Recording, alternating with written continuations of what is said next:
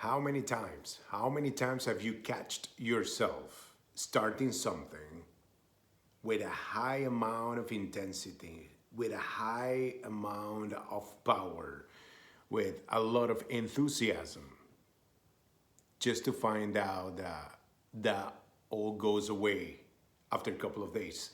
And then you struggle to finish your task, to finish your goal, to get to the end, to see it through to the end. How many times have you seen yourself trying to jump to a different thing just because the one that you're doing is making you feel like you're not moving forward, you're not sticking to it? This happens to everybody, to everybody.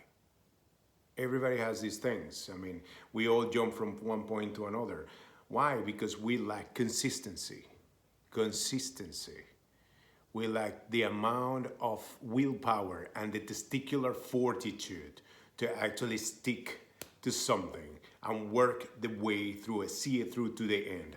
This is one of the skills that are vital to be able to be successful, to be able to achieve anything in your life, to be able to produce anything in your life. Now, once said this, I'm going to tell you something. The reason why this is happening, the reason why you are feeling this way, the reason why this is hurting your self-esteem, this is hurting your confidence, the fact that you don't stick to things, that you don't fight through the adversity, that you don't go through the process and feel the pain until you get to the other side, the reason why you're moving and then stopping and then looking around and trying to jump into the next ship so you can move forward. It's not because you cannot envision yourself being successful. It's not because you cannot achieve the goal because you don't have the knowledge, you don't have the skills. No, it's not because of that. No. The reason why this is happening is because you haven't looked in yourself. You see, everything starts from you. And when I say from you, I mean your self-image, the perception of yourself. Now, did you know or do you know that you can only reach as far as your self-image lets you?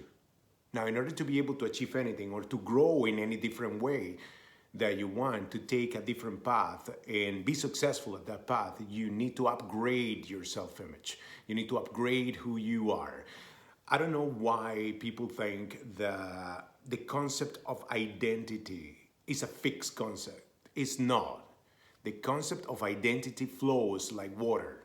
And I've said this in some of my past videos.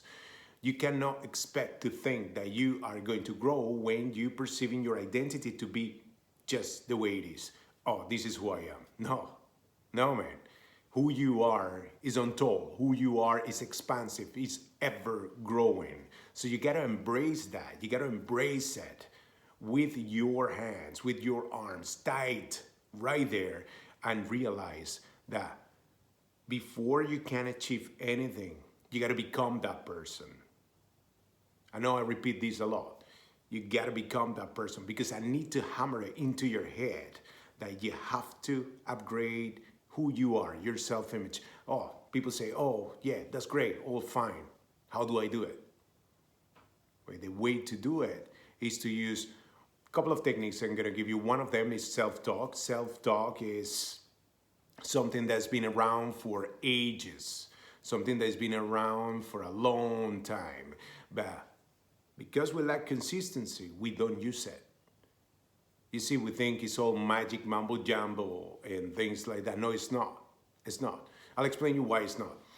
When you craft your statements in the way that you have to in order to be able to implement self-talk in your life, and then you implement them with repetition and consistency, that creates a new neural pathway in your brain. You see, that fires up all those synapses in your brain that create that path that are going to allow you, those paths are going to allow you to create a new reality for yourself, to upgrade that self-image so you can reach farther, so you can achieve more.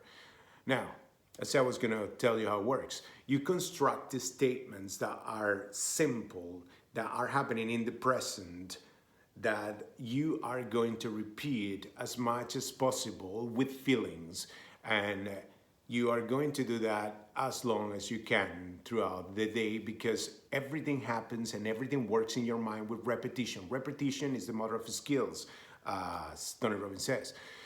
Now, I give you a spin to it, okay? The way I use it myself. What you can do is you can record those statements and let them play in the background, in a loop, while you're going about your day, doing your tasks, your daily tasks, whatever it is that you do. Let it play around there. Why is this important? This is important because of the fact that while you're giving your conscious mind something to occupy itself with, you're opening a massive window through your subconscious mind. The subconscious mind is always recording everything, but you distracting your conscious mind for a little bit give you a window so you can introduce those programming statements into your life, into your subconscious mind. Then by repetition, that becomes a pattern of thought. And what's going to happen then after? 2 or 3 weeks down the road, you see those patterns implemented in your conscious mind, and you find yourself that things are changing. You find yourself moving forward. That's your self-image raising. That's your self-image moving upward. Now, once that happens, you can jump in and do whatever it is that you have as a goal. People say, okay, I'm gonna do this and I'm gonna do it, but they don't stop for a second to consider, am I the person that can pull this off? Am I the person that can make this happen? You see, before you jump into anything, you need to ask yourself those questions. Now, why am I talking about these questions? This takes me to my next point. My next point is another technique which comes from the same realm of self-talk, but it's called interrogative self-talk. Interrogative self-talk has been around for a long time as well. That's how researchers have called it, interrogative self-talk. And this is the way it works, okay? If you compare self-talk, which are statements that you repeat in order to condition your mind to upgrade your self-image or to create a different reality in your life, interrogative self-talk is the same but on steroids. What do I mean with that? Okay. Interrogative self-talk will give you a set of premises, a set of questions, very simple questions that instead of you being looking for something, your brain starts to use the comparative model that it always uses to try and justify situations, okay? To make it simple, okay? Can I do this? This is the one first question of interrogative self-talk. Can I do this? Now, as soon as you ask yourself that question, you will notice that your brain starts looking for comparative situations that have happened in the past, in which you have been successful doing this stuff that you want to do right now. You ask yourself that question, your brain starts looking for facts to support the fact that you can. Okay? Now, that's your brain in proactive mode, looking for that. The second question you ask yourself after you get the proof that you need that you can do it, the second question would be, I know I can do it. How would I go about it? That's another question. Your brain starts going out there and looking inside the memory bank for all the situations and all the options and all the methods that you could use to actually adapt your past responses, your past techniques, your past actions into the new situation that allows you to keep focused and move forward. You see, if you ask me personally, which one is best? It depends. For me, it works a lot when I use interrogative self-talk to do whatever it is that I want to do. Now, I focus here in this topic of upgrading, uprooting. Make your self-image grow as much as you can, okay? Before you can embark yourself in a task. How would you do that? Let's say, for example, I want to become a speaker, okay? You want to become a speaker. Many people want these days. What would I do? Many people normally would try and do the research and jump into it and try and practice, which is all good and dandy. But what they forgot was to ask themselves, can I do this? What kind of person do I need to become in order to be able to do what I need to do? Now, once you ask yourself that question, then you have a preliminary plan, an SOP that you can use in order to be able to tackle the things step by step to your self-image.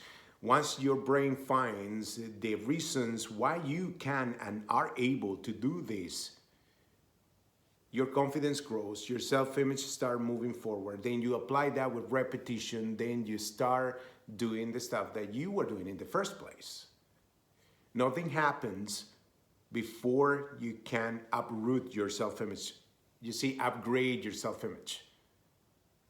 The concept you have of yourself before anything, the concept you have of yourself, and I have to tell you this from my heart, will define your reality. It will define your reality, it will define who you are. What's the good news here? You can be whoever you want to be, as long as you know how to leverage the things I'm talking about here. Now, do this. Don't make the mistake of dismissing the advice just because it seems too simple or too easy. Your job is to be the best self you can be. Take any tools and implement them. Any tools that will support your development, will support your reality of moving forward, growing, becoming whatever it is that you want to become. Take these tools and use them. Have a great day. Be blessed.